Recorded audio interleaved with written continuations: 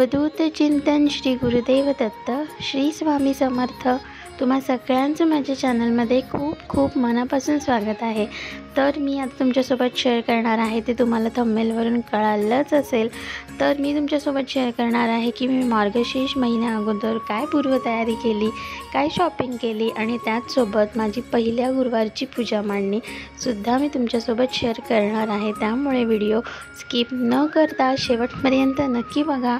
आणि चॅनलवर नवीन असाल तर नेहमीप्रमाणे चॅनलला सबस्क्राईब नक्की करा, म्हणजे अशाच नवनवीन व्हिडिओज तुम्हाला बघायला मिळतील। सो चला आपण बघूया, कीप वॉचिंग। तर तुम्ही पाहिलं की मी इथे माझ्या आईबरोबर ह्या शॉपला आले होते। तर इथे खूप सारं असं हे पूजेचं शॉप आहे, म्हणजे इथे सगळंच पूजेच्या वस्तू सगळ्याच मिळतात, अवेलेबल आहेत। मार्केटमध्ये नवीन मुखवटे वगैरे आलेले आहेत, ते देखील मी तुम्हाला दाखवणार आहे। तुम्ही बघू शकता की खूप डायमंड वर्क केलेले, मोठ्या साईजमध्ये लहान साईजमध्ये असे वेगवेगळ्या प्रकारचे मुखवटे यावर्षी मार्केटमध्ये आलेले आहेत। त्यानंतर खूप सारे वस्त्र वगैरे स्पेशली मार्गशीर्षसाठीचं जे आहे ते साहित्य यावर्षी मार्केटमध्ये आलेलं आहे। तुम्ही बघू शकता हे सेम एक्झॅक्ट वस्त्र माझ्याकडे देखील आहे, मी तुम्हाला दाखवलं होतं लास्ट व्लॉगमध्ये। आणि आणखीन काही नवीन नवीन वस्त्र आलेले आहेत। हे महालक्ष्मी पॅटर्नचं वस्त्र आहे, यातील काही मी सुद्धा परचेस केले आणि त्यातलंच एक मी जे कालचा परवाचा पहिला गुरुवार झाला तेव्हा देवीला परिधान केलं होतं। इथे खूप सारे नवीन दागिने देखील आले आहेत, त्यापैकी मी देखील काही परचेस केलेले आहेत, जे मी तुम्हाला पुढच्या व्लॉगमध्ये दाखवणार आहे। ह्या व्लॉगमध्ये मी तुम्हाला दाखवणार आहे की मी काय काय खरेदी केली आणि त्याचसोबत माझी पूजा मांडणी, मी नवीन कोणत्या वस्तू घेतल्या, कोणत्या वस्त्र घेतले, आणि हे सगळंच मी तुम्हाला पुढच्या व्लॉगमध्ये दाखवणार आहे। आणि जर तुम्हाला पूजा मांडणी माझी बघायची असेल तर मला नक्की कमेंट करून सांगा, मी ते सुद्धा शूट करेन। पण पहिल्या गुरुवारी अर्थात खूप घाई असल्यामुळे काहीच शूट करायला मिळालं नाही, पण जितकं पॉसिबल झालं तितकं सगळंच मी तुमच्यापर्यंत पोहोचवण्याचा प्रयत्न केलेला आहे। तर तुम्ही इथे बघू शकता मंगळसूत्रांमध्ये खूप साऱ्या व्हरायटीज होत्या, ठुशीचे पॅटर्न्स होते, मोत्यांच्या चिंचपेटे होत्या, कोल्हापुरी साज देखील होता, आणि त्यानंतर हे देवीचं मुकुट आहे, त्यानंतर त्याला गोल्डनचं असं वेगळं अटॅच करणारं मुकुट, आणि एक ते स्टॅच्यू बनवून ठेवलेले होते की आपल्याला एक आयडिया येते त्यामुळे की आपल्याला कशी देवी आई सजवायची आहे। आणि यावर्षी खूप ट्रेंडिंग असलेले असे महालक्ष्मीचे मुखवटे कोल्हापूरच्या अंबाबाईचे जे आहेत ते गोल्डन सिल्वर पॅचेसमध्ये, हे प्लेनसुद्धा आहेत। जे तुम्ही माझं मुखवटा पाहिला होता नवरात्रीला, त्याला मी स्वतः डायमंड वर्क केलेलं होतं। तर तुम्ही हे प्लेन घेऊन तुम्ही स्वतः तुमच्या आवडीनुसार स्वतः डायमंड वर्क करू शकता आणि तुमच्या आवडीप्रमाणे त्याला सजवू शकता। तुम्ही बघू शकता इथे किती प्लेन आहे, तर तुम्हाला हवं तसं हे तुम्ही सजवू शकता। आणि हे वेगवेगळ्या आर्टिफिशियल फ्लावर्समध्ये वगैरे यावर्षी नवीन हे सगळं आलेलं आहे मार्केटमध्ये, जे बघून अतिशय छान वाटत होतं। आणि ही देवी आईसुद्धा तुम्ही बघू शकता किती छान प्रकारे त्यांनी सजवली आहे, जे खूप खूप खूप सुंदर दिसते। आणि ह्या सगळ्या पलीकडे डिरेक्ट रेडीमेड असंही हे मिळतं, तुम्ही बघू शकता।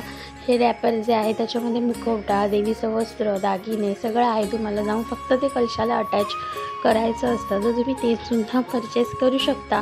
आता हे शॉप कुठे आहे ह्याची जर तुम्हाला माहिती हवी असेल तर मी तुम्हाला ती नक्की डिस्क्रिप्शनमध्ये देईन, आणि त्याचसोबत तुम्हाला जर पत्ता हवा असेल तर तुम्ही मला कमेंट देखील करा, मी तुम्हाला नक्कीच सांगेन। तर मग दिवस उजाडला मार्गशीर्षच्या पहिल्या गुरुवारचा। अर्थात आपल्याला माहिती आहे की आपला मुख्य दरवाजा आपल्याला स्वच्छ पुसून वगैरे त्यावर छान नवीन तोरण वगैरे किंवा आपल्याकडे जे असेल ते स्वच्छ धुतलेलं, त्यांना छान दाराला आंब्याची डहाळी वगैरे लावायची होती। आणि उंबऱ्याला देखील छान मी हळदीचं लेपन केलं होतं। ते करतानाचा कोणताच व्हिडिओ मी सांगितल्याप्रमाणे शूट केलेला नाही आहे, कारण माझं पारायण देखील सुरू आहे। मग पारायण करून ती पूजा वगैरे मांडणं, पुन्हा शूट करणं आणि मग ते एडिट करून तुमच्यापर्यंत पोहोचवणं, ह्याला खूप वेळ लागतो, सो ते पॉसिबल नाही झालं। पण जर तुम्हाला ते सगळं हवं असेल तर मला नक्की कमेंट करा। सो रांगोळी काढली, उंबऱ्याला छान हळदीचं लेपन केलं, उंबरा पूजन करून घेतलं, आणि मग घरातल्या देवबाप्पांची पूजा केल्यानंतर तुम्ही बघू शकता किती छान दिसतात, तर फुलं वगैरे त्यामुळे आपल्या देवघरातलं जे देवांचं रूप आहे ते खूप छान खुलून दिसतं. नित्यसेवा जी असते नेहमीची ती करून घेतली आणि तुम्ही इथे बघू शकता मी एक क्लिप ॲड करते, मी जे पारायण करते त्याची. सो माझं पारायण सुरू आहे त्यामुळे सगळं शेअर करता नाही आलं. आणि त्यानंतर मी आता तुमच्यासोबत शेअर करते की मी मार्गशीर्षच्या पहिल्या गुरुवारची पूजा मांडणी कशी केली.